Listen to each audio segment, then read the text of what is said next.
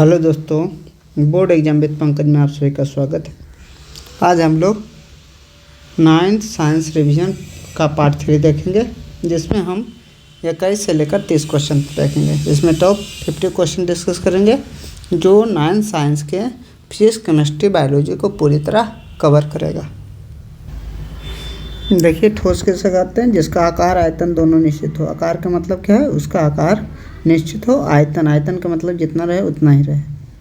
तो ठोस जिसका आकार आयतन दोनों निश्चित हो उसको ठोस कहते हैं। जिसका आयतन निश्चित हो लेकिन आकार बदल लिए, इसे गिलास में रखेंगे गिलास का आकार का हो जाएगा, बाल्टी में रखेंगे बाल्टी। और जिसका दोनों अनिश्चित हो, आयतन भी बढ़ घट सकता है क्योंकि गैस है, वो फैलेगा। अगर छोटे जगह में रखेंगे तो छोटा आयतन, बड़े जगह में रखेंगे तो पूरा फैल जाएगा, नहीं जगह ज़्यादा घेरेगा। तो ठोस क्या हो गया? ठोस का मतलब होगा जिसका आकार और आयतन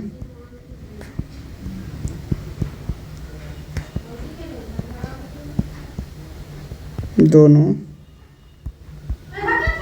निश्चित हो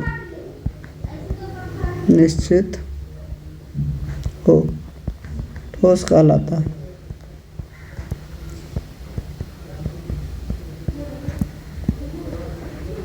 द्रव क्या बोले? जिसका आकार तो अनिश्चित हो लेकिन आयतन निश्चित हो। जिसका आकार बदल जाए या अनिश्चित एवं आयतन निश्चित हो।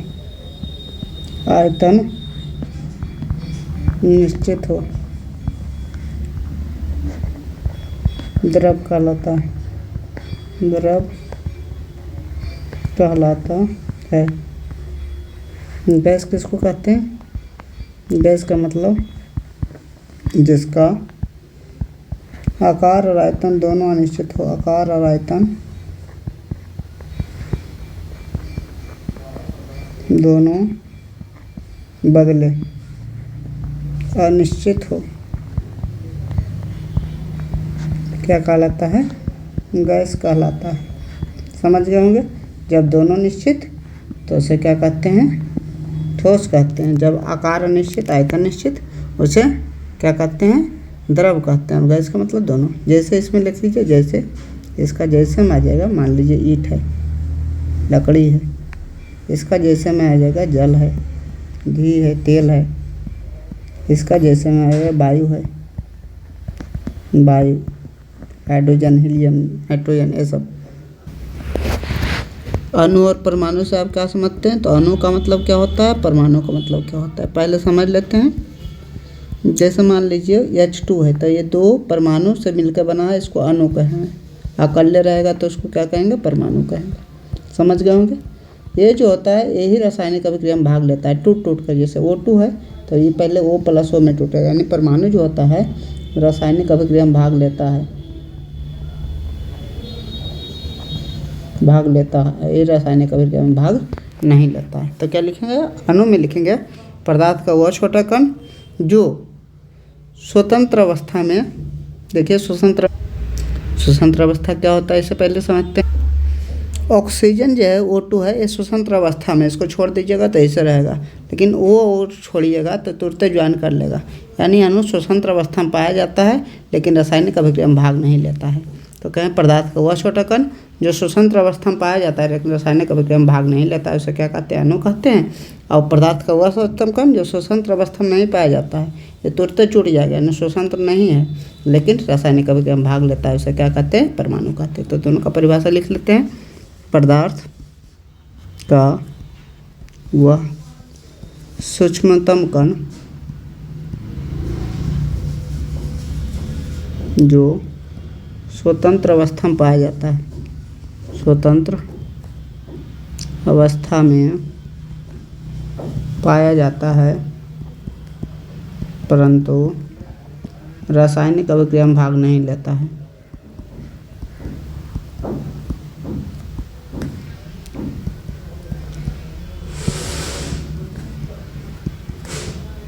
भाग नहीं लेता है।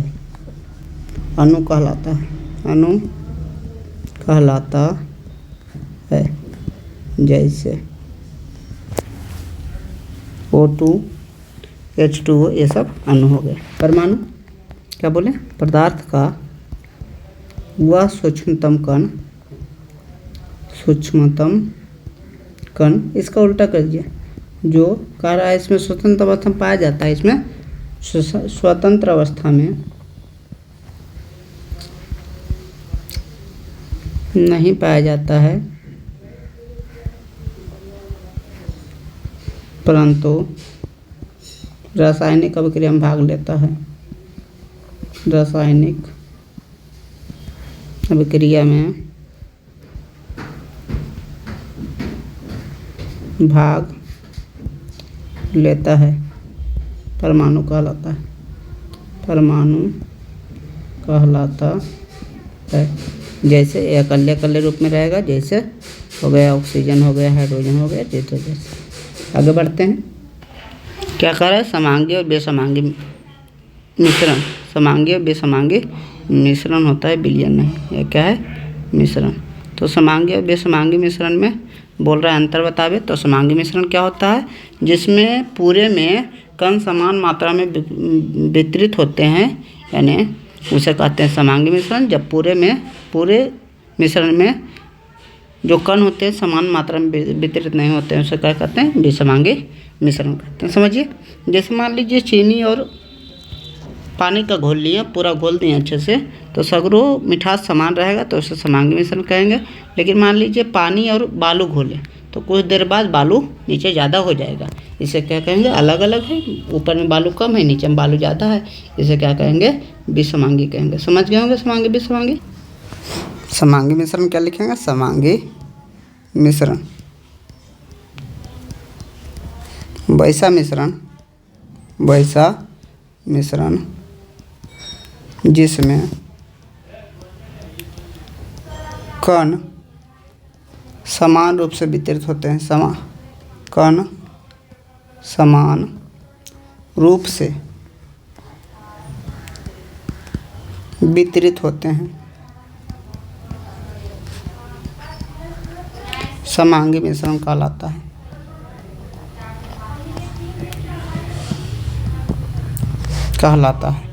अगर मिश्रण नहीं जानते हैं किसे कहते हैं, तो अगला वीडियो देखिए, उसमें मिश्रण बताया। जैसे पानी और चीनी का घोल, पानी चीनी नमक का घोल, पानी और चीनी का घोल। विसमांगी मिश्रण क्या होता है, विसमांगी मिश्रण वैसा मिश्रण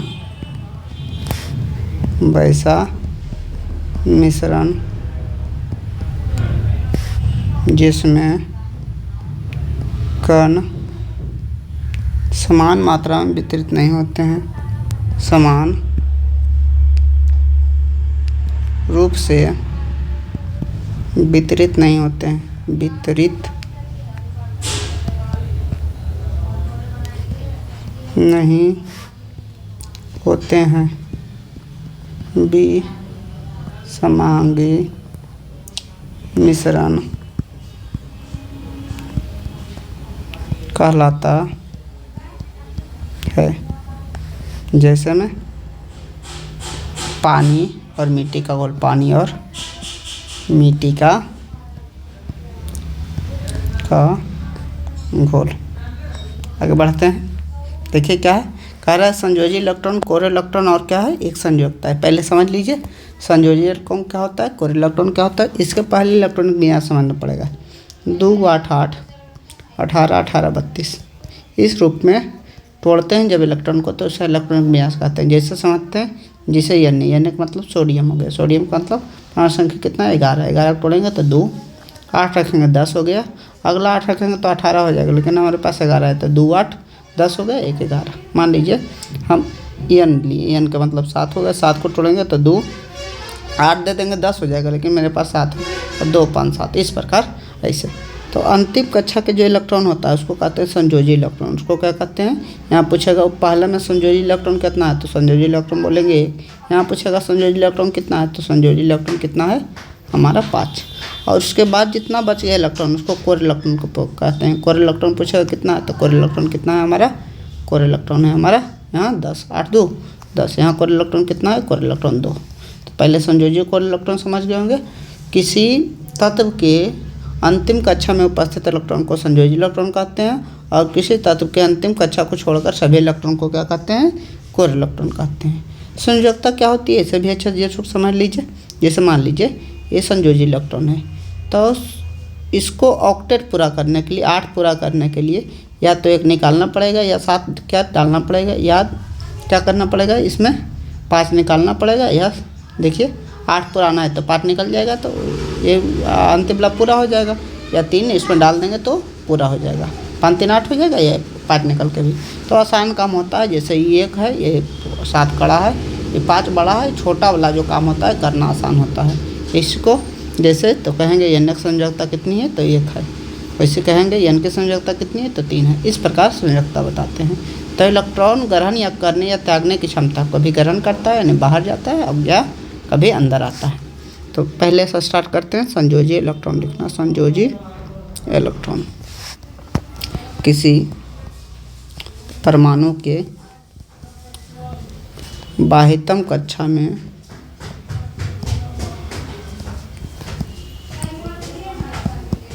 उपस्थित इलेक्ट्रॉन को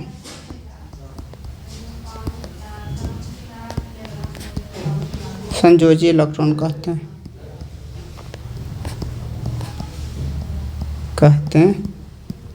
हैं। कोर इलेक्ट्रॉन किसी परमाणु के बाह्यतम कक्षा के इलेक्ट्रॉन को छोड़कर, ई माइनस का मतलब इलेक्ट्रॉन को छोड़कर सभी इलेक्ट्रॉन को कोर इलेक्ट्रॉन कहते हैं। क्या कहते हैं, कोर इलेक्ट्रॉन कहते हैं। अगला क्या है, संयोजकता। संयोजकता देखते हैं। संयोजकता क्या होती है, किसी तत्व का इलेक्ट्रॉन त्यागने या ग्रहण करने की क्षमता, त्यागने या ग्रहण करने की क्षमता को संयोजकता कहते हैं। संयोजकता कहते हैं किसी तत्व के इलेक्ट्रॉन त्यागने या ग्रहण करने की क्षमता को क्या कहते हैं, कोर इलेक्ट्रॉन, संयोजी इलेक्ट्रॉन। कोर इलेक्ट्रॉन और संयोजी इलेक्ट्रॉन समझ गए। एग्जाम्पल एक लेते हैं, इसी से सब लिख एन कैसे लिखेंगे, 2 8 1 लिखेंगे। तो इसमें पूछेगा संयोजी इलेक्ट्रॉन कितना है, संयोजी इलेक्ट्रॉन कितना है, तो संयोजी इलेक्ट्रॉन कितना 1 है। कोर इलेक्ट्रॉन कितना है, तो कोर इलेक्ट्रॉन, संयोजी छोड़ दीजिए, कोर इलेक्ट्रॉन ये 2 8 कितना हुआ 10। अगर संयोजकता पूछेगा तो संयोजकता कितनी है, अगर 7 से कम रहेगा अंतिम कक्षा में तो ये संयोजकता हो गया, और 7 से ज़्यादा रहेगा तो माने 4 से कम रहेगा तो ये संयोजकता हो जाएगी, और 4 से ज़्यादा रहेगा तो 8 में घटा के संयोग। मान लीजिए अंतिम कक्षा 3 है 5 है, तो 4 से अधिक है तो 8 में घटा के संयोजकता 3 लिख दीजिएगा। तो ये संयोजकता हमारी हो गई। अगला देखते हैं, कह रहा है तत्व किसे कहते हैं, उदाहरण दीजिए। तत्व किसको कहते हैं, तो तत्व बोलते हैं एक ही प्रकार के परमाणुओं से मिलकर बना पदार्थ तत्व कहलाता है। क्या बोले, जैसे मान लिया हाइड्रोजन के बहुत सारे परमाणु मिलकर हाइड्रोजन बना दिया, तो ये क्या हो गया, तत्व हो गया। तो एक ही प्रकार के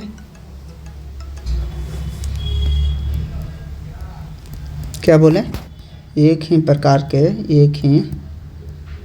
के परमाणुओं से मिलकर बना पदार्थ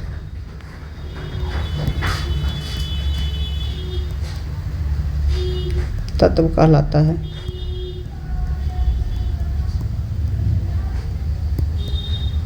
जैसे हाइड्रोजन हो गया, ऑक्सीजन हो गया आदि। आगे बढ़ते हैं। कह रहा है 36 केल्विन को 36 डिग्री सेल्सियस को केल्विन में। एक इम्पोर्टेंट फार्मूला है, वो फार्मूला को देख लीजिए। F-32/9 बराबर C/5 बराबर K-273/5। अब इससे जो पूछेगा, जो दो दिया रहेगा उसे लिख के, जैसे इसमें पूछ रहा है डिग्री सेल्सियस दिया है, केल्विन दिया हुआ है, तो डिग्री सेल्सियस यहाँ है, केल्विन यहाँ है, इसको यूज करेंगे। तो C/5 बराबर K-273 क्या करेंगे 5। तो 5 से 5 गया, C का मान दिया है 36, 36 बराबर K-273। तो K का मान निकालेंगे, K बराबर 36 और -273 है, पहला 273 होगा, यानी K का मान कितना होगा 36 + 273 6 3 9 और 7 3 कितना होगा 10 309 केल्विन आंसर हमारा आ गया। जो भी इसमें है फ़ारेनहाइट सेल्सियस पूछ रहा है, फ़ारेनहाइट, ये इसको कंपेयर करेंगे, आंसर ला देंगे। देखिए फ़ारेनहाइट वाला क्या है, F-32/9 बराबर C/5। तो F-32/9 बराबर C/5। F का मान कितना है 50 -32/9 बराबर C/5। F-32 करेंगे, 50 -32 करेंगे, 18 18/9 बराबर C/5। 18/9 मतलब 2 हो गया। C बराबर 5 दूना कितना हुआ 10 डिग्री। इसका आंसर आ गया। इस प्रकार डिग्री कोई भी रहेगा उसको देख लीजिए। फार्मूला ये फार्मूला F-32/9 बराबर C/5 बराबर K-273/5 तीनों चीज़ में बदलता जाएगा। अगला देखिए, कह रहा है विलेय, विलायक और विलयन को परिभाषित करें। विलेय का मतलब मान लीजिए शरबत बना रहे हैं, शरबत, पूरा शरबत को कहते हैं विलयन। क्या कहते हैं शरबत, यानी इसमें जो शरबत डालेंगे तो इसमें चीनी डालेंगे, चीनी और पानी, चीनी और क्या डालेंगे पानी डालेंगे, तो चीनी को जो घुल जाता है उसे कहते हैं विलेय। क्या कहते हैं विलेय। और जिसकी मात्रा कम होती है, जिसकी मात्रा अधिक होती है उसे जो घोल देता है उसे कहते हैं विलायक, यानी पानी क्या है विलायक है। और जैतून रस मिल के बन गया उसे क्या कहेंगे विलयन।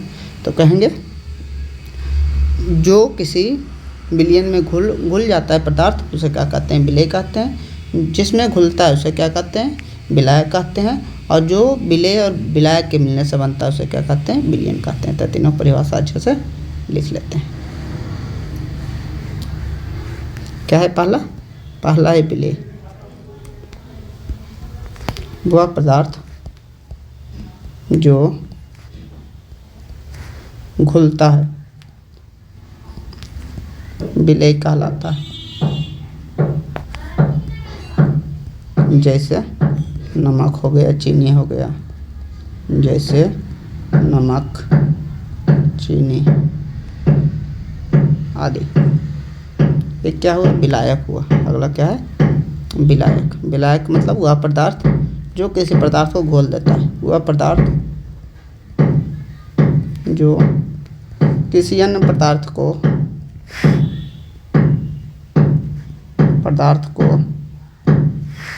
घोल देता है, घोल देता है, विलायक कहलाता है। जैसे पानी, एक क्या हुआ विलयन। विलयन का मतलब वह पदार्थ जो विलेय और विलायक के मिलने से बनता है, विलेय और विलायक के मिलने से बनता है विलयन कहलाता है।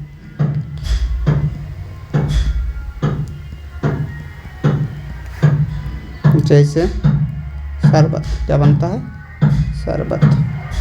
अगला देखिए, कह रहा है निम्न का रासायनिक सूत्र लिखना है। जल का रासायनिक सूत्र आप लोग जानते होंगे, क्या होता है H2O। भारी जल का क्या होता है D2O। ग्लूकोज का क्या होता है CH12, उसका एकदम रट्टा होना चाहिए। चीनी का क्या होता है C12H22O11। चीनी या सुक्रोज कहते हैं यूरिया का NH2CONH2। ये फार्मूला ध्यान रखिएगा। अगला कह रहा है H2SO4 CaCO3 HNO3 C12O6 ग्राम अनुभार बतावे। अनुभार बताना है तो कुछ का अनुभार, हाइड्रोजन का अनुभार याद रखिए 1 होता है, कार्बन का 12 होता है, ऑक्सीजन का 16 होता है, सल्फर का 32 होता है, और क्या नाइट्रोजन का 14 होता है, कार्बन का 12 लिख लिए। मैक्सिमम बेसिक इसका कितना होता है हमारा 40 होता है। ये सब मैक्सिमम यूज होगा, इसका आधा होना चाहिए। देखिए एन याद रखिए, 23 कितना होता है 5 होता है, 23.5 होता है। देखिए पहला कार्य H2SO4 का बाहर निकालना है, तो H का मान कितना है 1 है, नीचे जितना रहेगा माने H का मान 1 हो गया, 2 है तो 2 से गुना करेंगे, प्लस S का मतलब कितना है सल्फर है, सल्फर का 32 है, प्लस ऑक्सीजन का 16 है, 16 के कितना बार है, ऑक्सीजन 4 को है तो 4 से गुना करेंगे, 2 + 32 + 16 चौका 64, ये तीनों को जोड़ेंगे 98 ग्राम आ जाएगा। दूसरा देखिए क्या है, कह रहा है CaCO3, C1 कितना 40 है, 40 कार्बन का कितना है 12 है, देखिए कार्बन का यहाँ 12 है, ऑक्सीजन का 16 है, कैसे 3 है तो 3 से गुना करेंगे, 40 12 और प्लस 48, 48 12 60, 60 40 100, ये क्या हो गया ग्राम हो गया। अगला देखिए तीसरा है HNO3, H का मान 1 हो गया, N का मान 14 हो गया, O3 मैंने 16 दिया 48, 1 + 14 + 48, 48 14 कितना हुआ 62, 63 ग्राम ये हो गया 63 ग्राम। अगला देखते हैं 4 नंबर, इसमें 4 नंबर क्या है, कह रहा है C6H12O6 रूल को जिसको बोलते हैं C6H12O6, C6 12 होता है, 12 × 6 प्लस हाइड्रोजन का 1 होता है, 1 × 12 प्लस 16 × 6, 12 × 72 प्लस 12 प्लस 16 6 96, 72 12 84 96 180 ग्राम आ जाएगा। देखिए आगे अगला जो आगे की क्वेश्चन रहेगी 29 से 50 तक, जो 31 से 50 तक करेंगे वो मैक्सिमम बायोलॉजी को कवर करेगी, और कुछ केमिस्ट्री के भी क्वेश्चन जो बच्चे हैं उसे कवर करेगी। अगर ये वीडियो अच्छा लगा तो वीडियो को लाइक करें, चैनल को सब्सक्राइब करें, और कमेंट में कुछ अच्छा सा लिख कर भेजिए। Thank you so much for watching this video. Thank you.